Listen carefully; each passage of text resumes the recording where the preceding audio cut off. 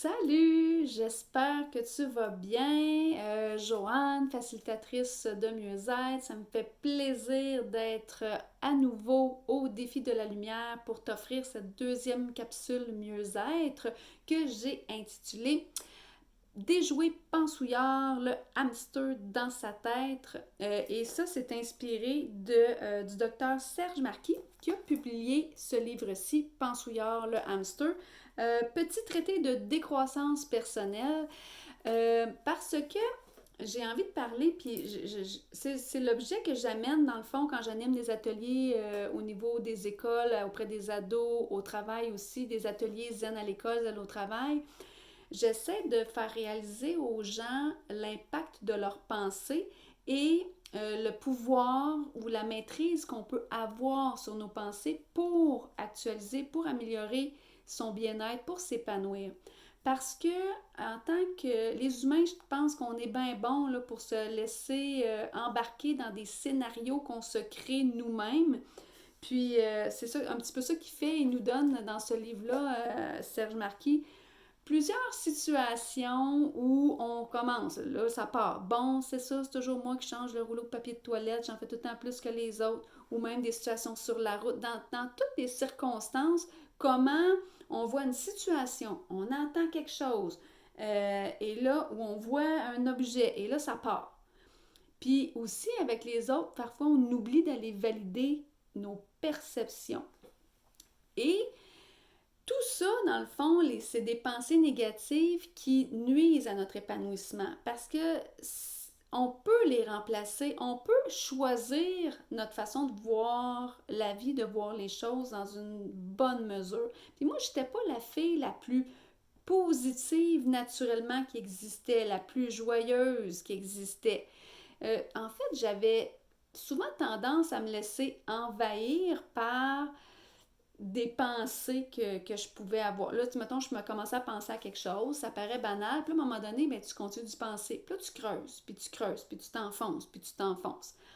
Puis je me disais, mais comment ça se fait qu'il y a des gens qui ont l'air positifs, optimistes au naturel? Puis oui, on peut avoir des tempéraments un peu plus optimistes que d'autres, mais en même temps, j'ai appris aussi que ça se travaille. On a le choix dans une certaine mesure. Puis, ça, je l'ai appris en pratiquant la méditation, en allant à des retraites, en me formant aussi. J'ai fait une formation, enseigner la méditation pleine conscience. Et c'est vraiment ce qu'on apprend. Donc, pourquoi pratiquer la pleine conscience ou autre forme de méditation? Ben, c'est pour s'aider en partie à autoréguler nos pensées. Parce que comment ça fonctionne? Dans le fond, c'est la méditation pleine conscience, c'est un peu comme en 4 temps. C'est un cycle de 4 étapes qui se répètent. Normalement, on choisit un objet d'attention. Celui qui est le plus commun, ça va être notre respiration. Donc, on choisit notre objet d'attention, on se concentre dessus. On commence une méditation. Étape 1. Étape 2, des pensées viennent. C'est normal. On a des milliers de pensées par jour, donc ça passe. Mais la troisième étape, c'est de s'en rendre compte que, oups, là, j'ai été déconcentrée, j'ai des pensées. Et là, c'est important de l'observer, de s'en rendre compte sans se juger. Et la quatrième étape du cycle, c'est de revenir à notre objet d'attention sans effort, sans jugement et sans effort. Donc, c'est ça. Et pourquoi on fait ça? Ben, c'est à quelque part pour s'aider à observer. On est comme des témoins vigilants. On est comme extérieur à la situation. Et là, on prend conscience des pensées qui vont et qui viennent. Et quand on pratique la méditation de façon régulière et qu'on se pratique, bien, premièrement, on allonge les moments où on n'a pas de pensée, quoique ça peut varier dans le temps aussi, hein, parce qu'il y a des journées où on vit plus de stress, bien là, ils peuvent venir davantage et c'est normal. L'important, c'est de s'accepter, d'accepter la situation et d'être dans le non-jugement et le sans-effort. Mais lorsqu'on l'applique comme une pratique régulière, on peut ensuite se servir de cette pratique-là, de s'être habitué à détecter quand on a des pensées qui viennent, à détecter le genre de pensées qui viennent aussi et on peut choisir de les mettre de côté ou de penser différemment, de choisir de les remplacer par des pensées plus positives. Puis ça m'amène à parler des antidotes. J'ai appris le mot antidote en méditation quand, par exemple, on vit de la colère.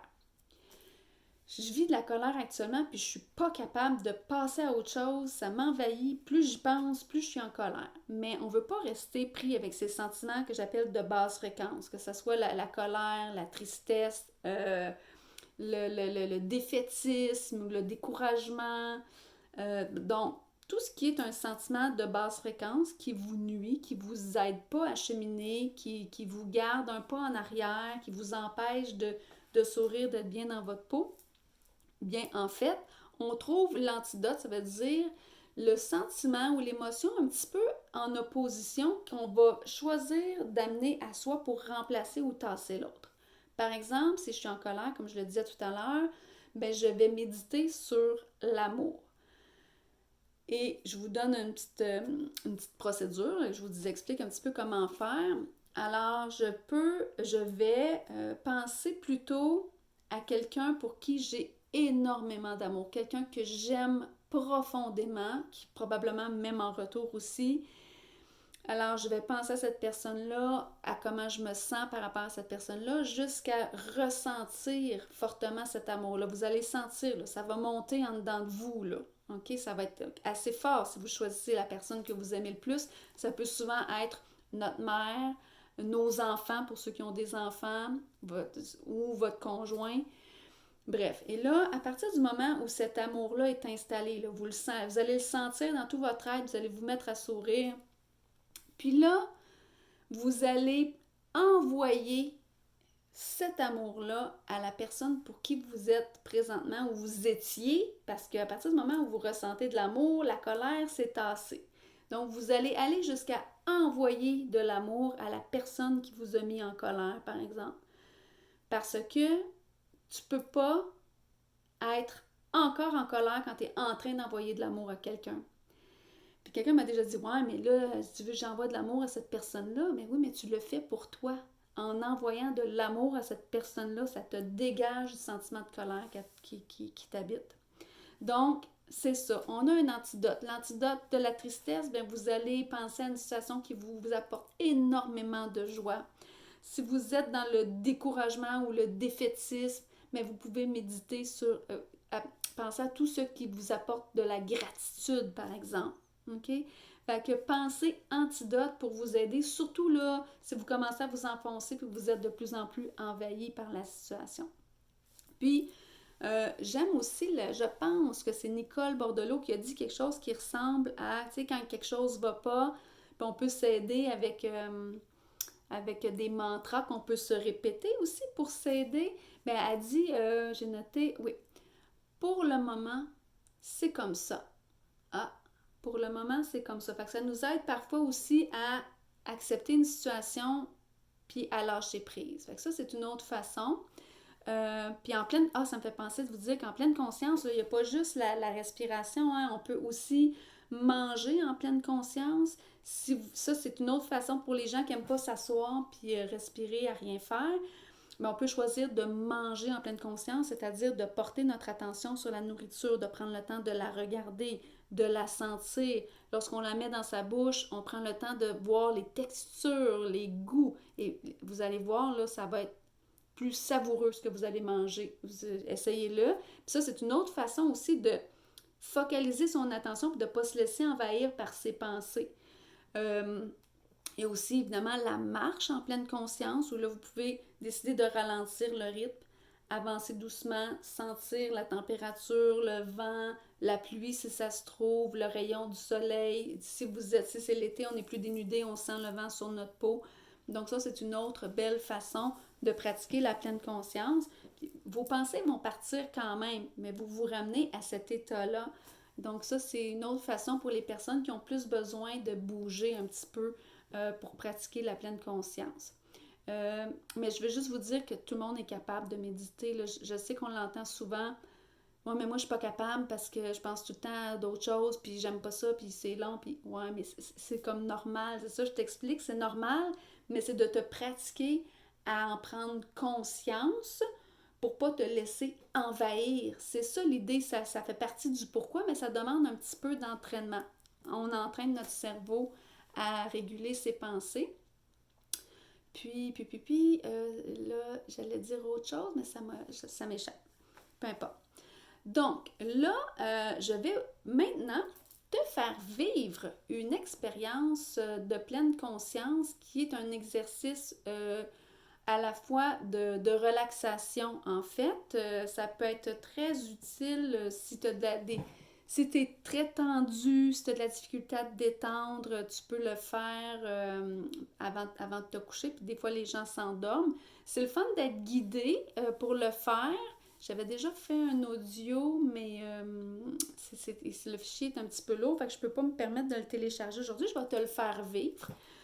Euh, donc, je vais te faire faire un scan du corps.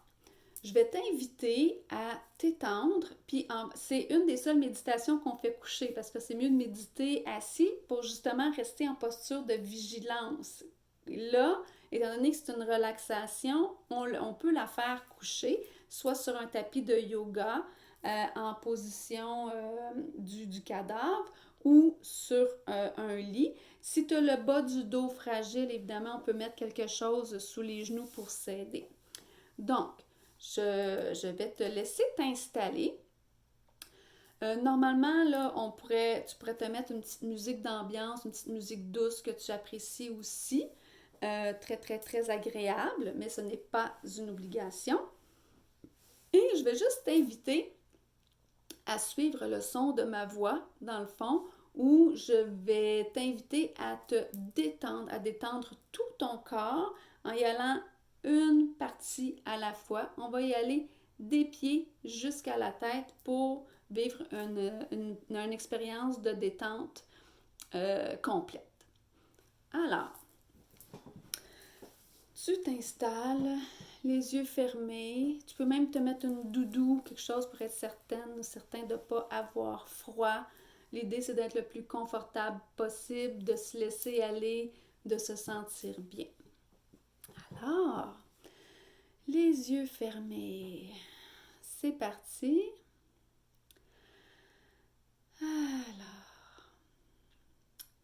tu vas penser, tu ne fais que penser en mettant ton attention là où je l'attire. Mes pieds sont relax. Mes pieds sont relax. Mes pieds sont relax. Mes chevilles sont relax. Mes chevilles sont relax. Mes chevilles sont relax. Mes mollets sont relax.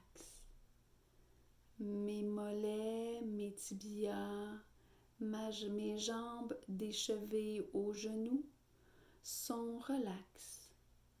Mes jambes sont relax. Mes genoux sont relax. Mes genoux sont relax. Mes genoux sont complètement relax. Mes cuisses sont relax. Mes cuisses sont relax.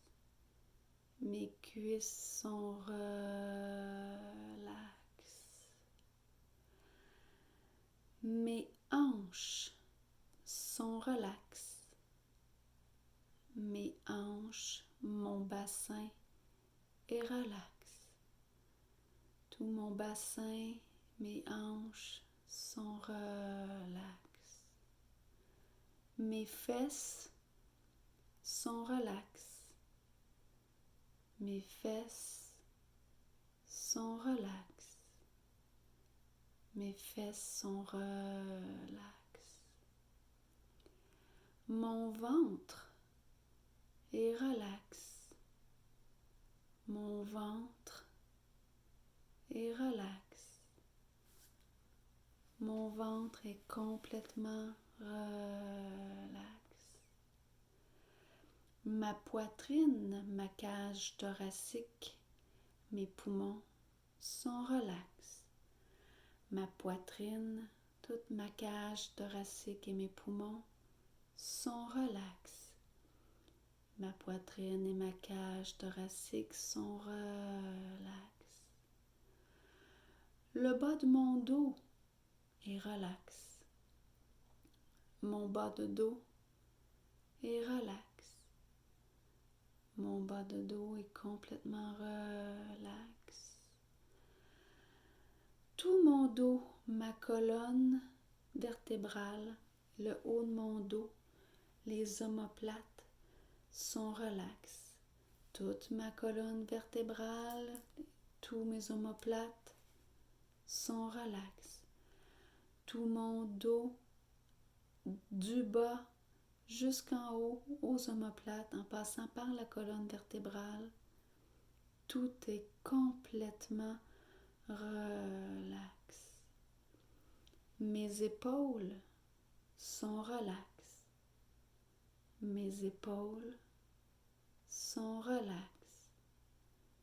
Mes épaules sont relax. Mes bras, des épaules jusqu'aux poignets, sont relax. Mes bras, le droit, le gauche, mes deux bras, des épaules jusqu'aux poignets, en passant par les coudes, sont complètement relax. Mes mains sont relax. La paume de mes mains, le dessus de mes mains et mon pouce et les 4 doigts, les 4 autres doigts des 2 mains sont complètement relax. Alors mes 2 mains, tous les doigts de mes 2 mains, la paume et le dessus sont relax. Maintenant, ma nuque et les trapèzes sont relax. Ma nuque et les trapèzes sont relax. La nuque et les trapèzes sont relax.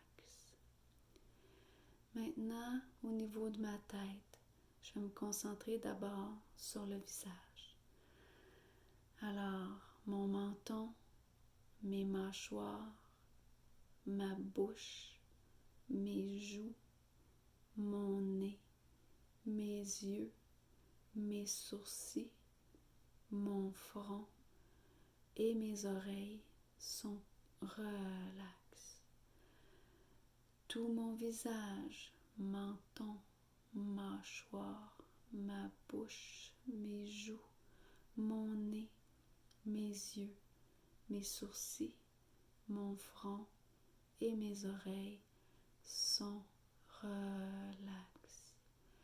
Le dessus de ma tête et l'arrière de ma tête sont relax.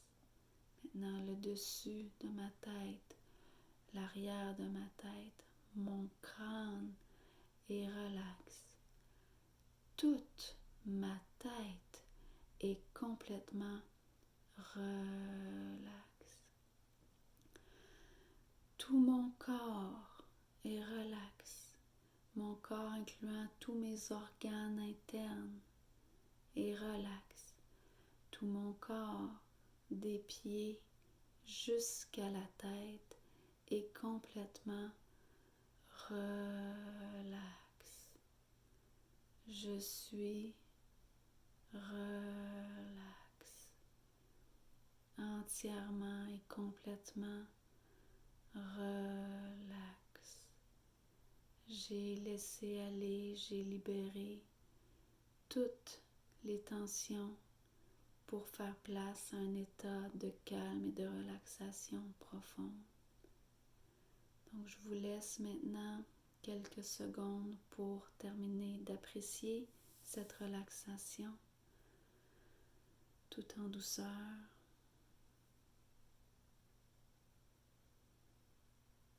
Appréciez le moment présent, observez comment vous vous sentez.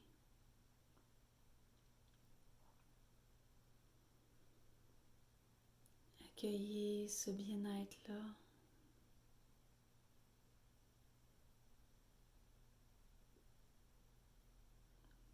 Puis tout doucement, vous allez pouvoir commencer à bouger les doigts, les orteils, tout doucement, commencer à réactiver votre corps en douceur, à votre rythme, sans presse. Peut-être vous allez sentir le besoin ou avoir envie de vous étirer un petit peu tout doucement, en prenant le temps de respirer. Vous étirez de plus en plus, vous réactivez, ouvrir les yeux tout doucement. Puis je vais vous laisser vous quitter là-dessus.